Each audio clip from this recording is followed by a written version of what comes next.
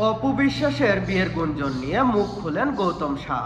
ঢাকা সিনেমার দুই নায়িকা অপু বিশ্বাস ও স্বপ্ন বুবলী সম্পর্কে টানাপোড়েনের মধ্যেই বারবার আলোচনায় উঠে আসে ফ্যাশন ও কোরিওগ্রাফার গৌতম শাহর নাম।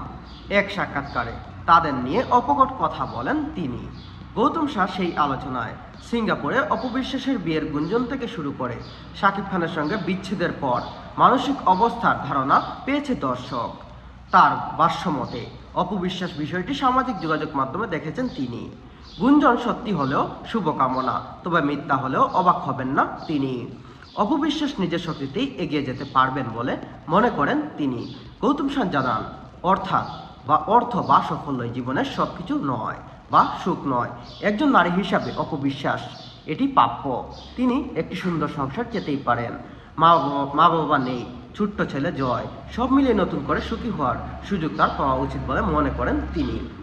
সেই আলোচনায় শাকিব খানের সঙ্গে বিচ্ছেদের পর অপু বিশ্বাসের কঠিন সময় পার করার কথাও তুলে ধরেন গৌতম শাহ। তিনি জানান, সেই সময় অপুকে মানসিকভাবে শক্ত রাখতে রাতের পর রাত জেগে কথা বলেছেন, সাহস জুগিয়েছেন, নতুন করে কেরিয়ার ফিরতে পাশে থেকেছেন।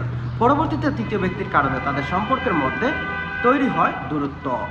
বর্তমানে শবনম বুবলীর সঙ্গে নিয়মিত কাজ করছেন গৌতম শাহ। দীর্ঘ কেরিয়ারে অনেক প্রতিষ্ঠিত নায়িকার সঙ্গে কাজ করলেও বুবলীর মতো সহযোগিতা পরায়ণ মানুষ খুবই কম দেখেছেন বলে জানান তিনি।